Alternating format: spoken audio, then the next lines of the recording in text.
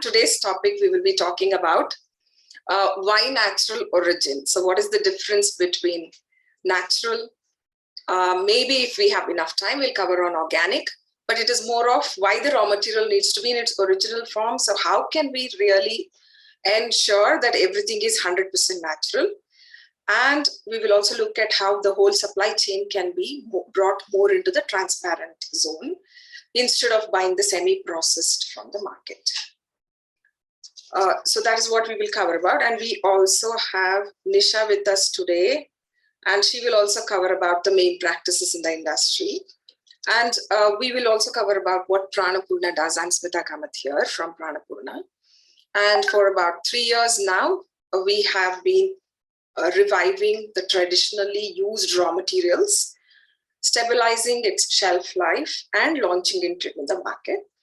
So parallelly, we're also trying to do the lab required testing in terms of stability without preservatives, and how with the raw origin raw materials, we can establish the longer shelf life for all these 100% natural products.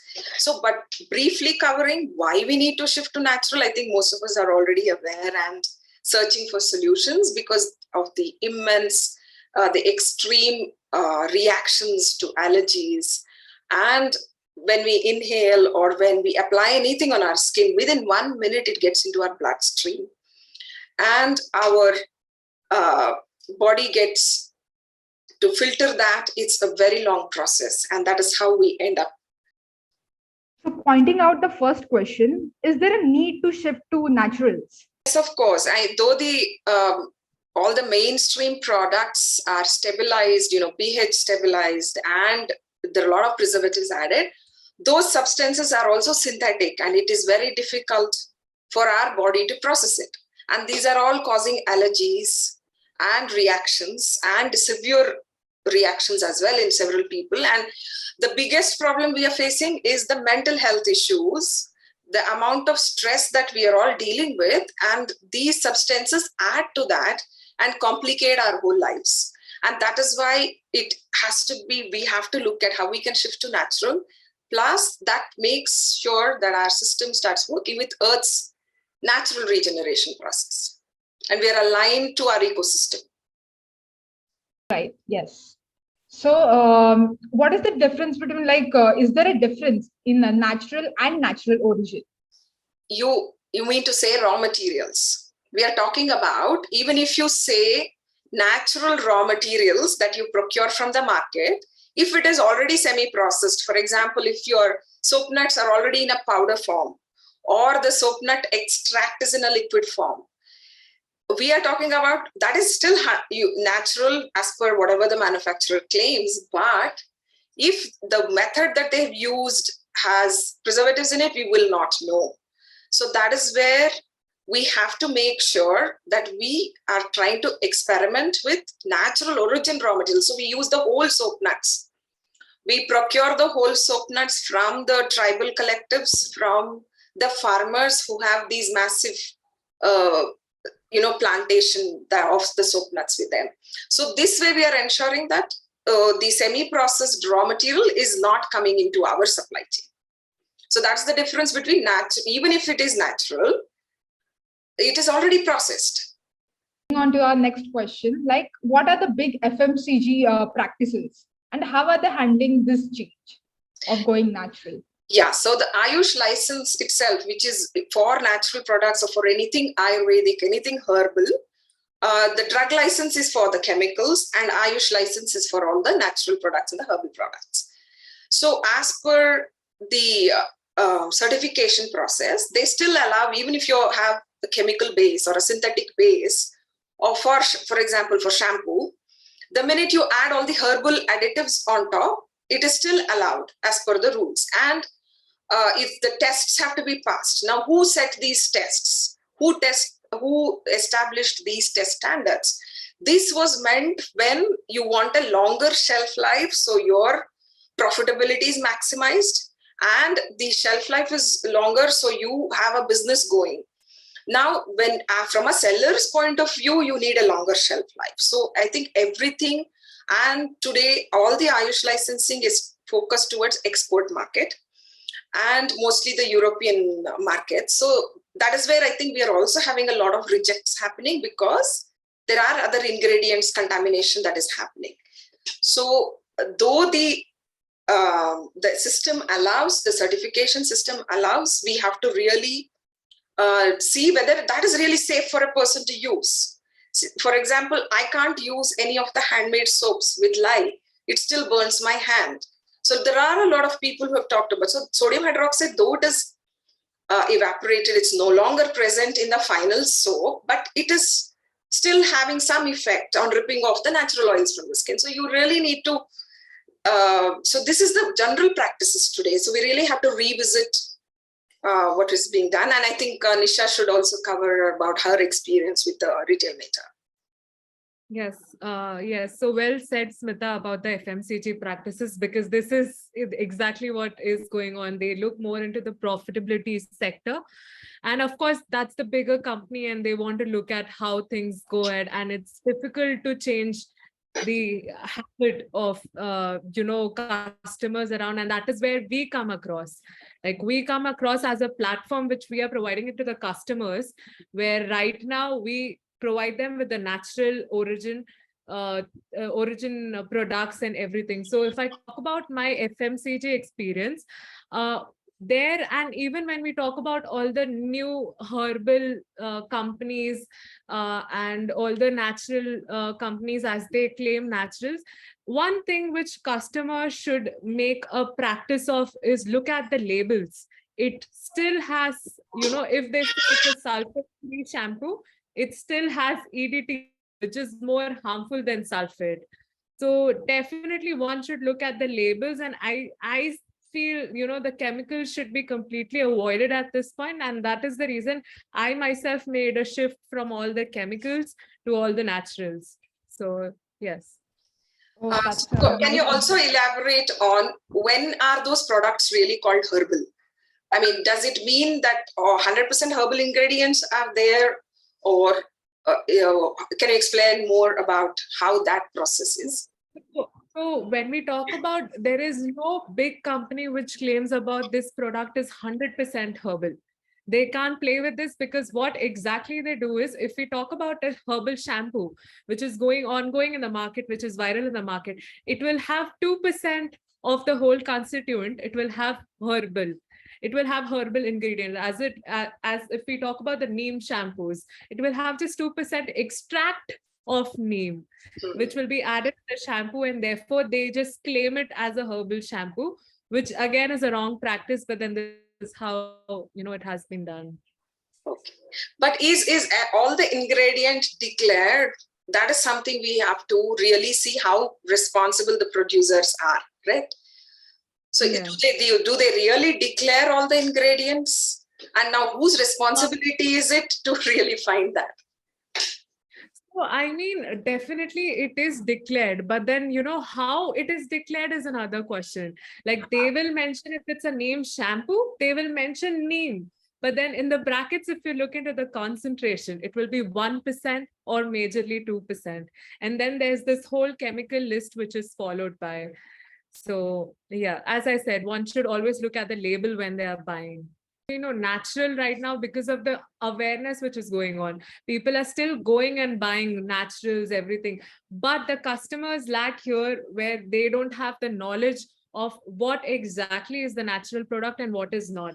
So small brands such as, Wow and everything, they claim for their naturality, like they are adding natural products to it. But then along with the natural products, to make it more sellable, to increase the product shelf life and everything, they add the equal chemicals, which again goes the product value. So yeah.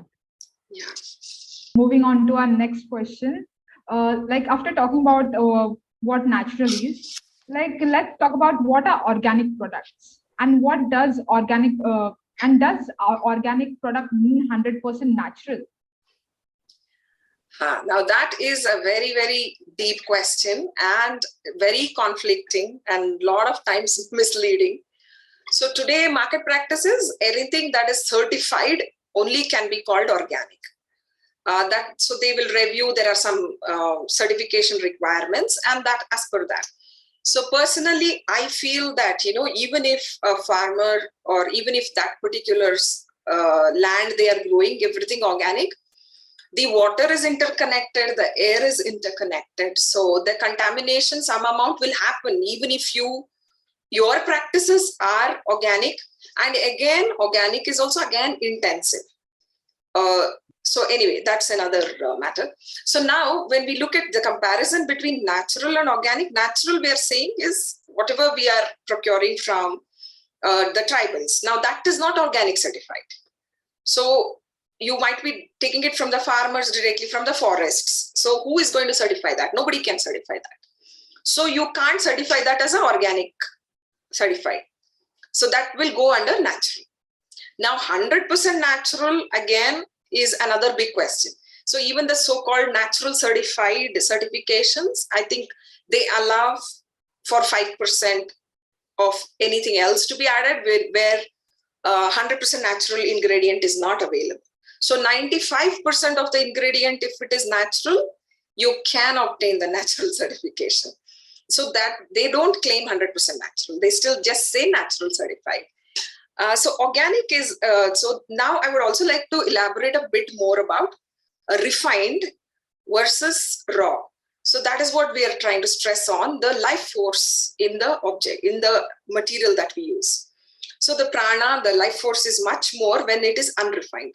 The more you process, the more you subject it to heat or any kind of processing, its prana reduces. So why do we need more prana? Because that feeds us. That's the energy that our body, just like eating food, these are the other energies that we need for our sustenance. For example, an essential oil, within 1 or 2 minutes of you inhaling it or applying it on your skin, it enters the bloodstream and it directly starts affecting your entire nervous system. So that is where the lesser the processing, the more its power. So none of this has certification yet, right? So this is like a new thing we're trying out in the marketplace because we want to shift the whole marketplace. So today, even if one of the retail chains wants to shift, they don't have an option. These raw materials are not available in the market. So I think what PraanaPoorna is attempting to do is create this huge base of raw materials and mainstream it by working through with the farmers groups, an entire upstream supply chain. I think we will cover more on that in the next few talks. So then all these majors also will have a say. So it's not about a war, a chemical versus natural, right?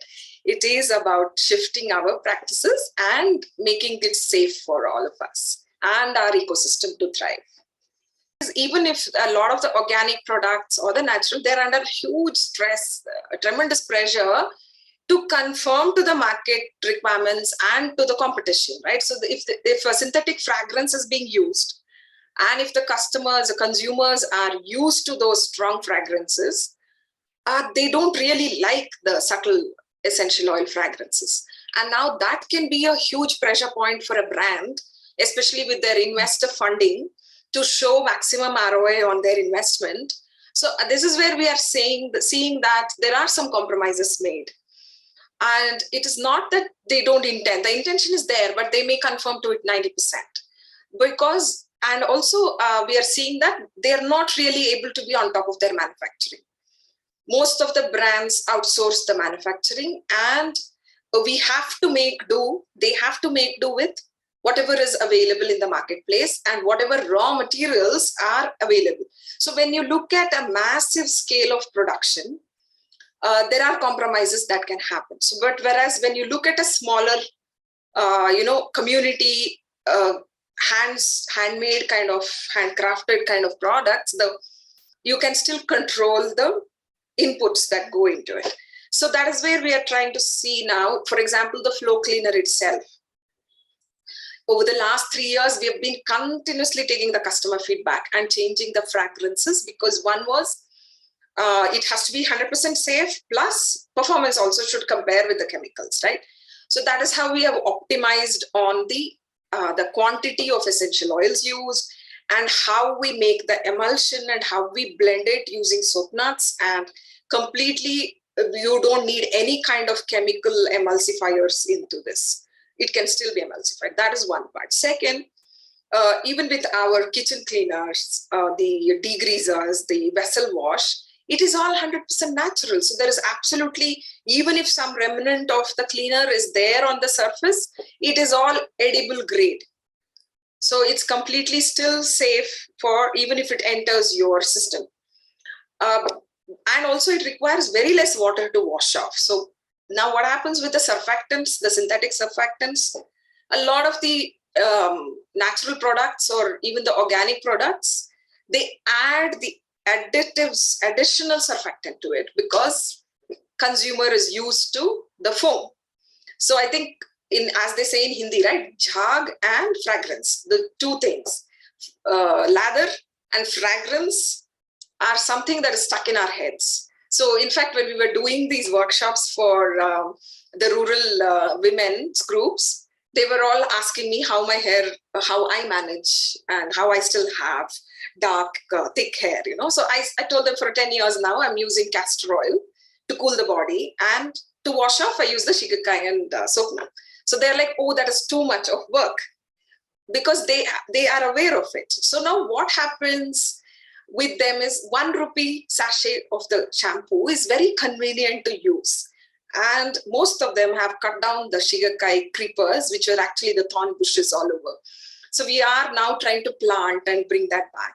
Now, parallelly, what we're trying to also see is, now this, what happens, who has told them that the lather is important? So this was a question I asked them, who told you? And they all blinked. And then finally we figured it was the advertisements on the televisions that everyone aspires. So that is the lifestyle that all of us aspire, and that is how we are drawn to it. And somewhere in our psyche, I think it's etched that we need strong fragrances, and only when it lathers, we know the cleaning has happened. So in fact, it also happened, one of the service supervisors at one of the institutions said, how will I know they have cleaned it? When I smell the fragrance, I know. So it's like you could have just sprinkled it also without scrubbing. But these are all the, the attached notions about fragrance and lather and what is happening to all our lakes. I think that really needs to be reviewed.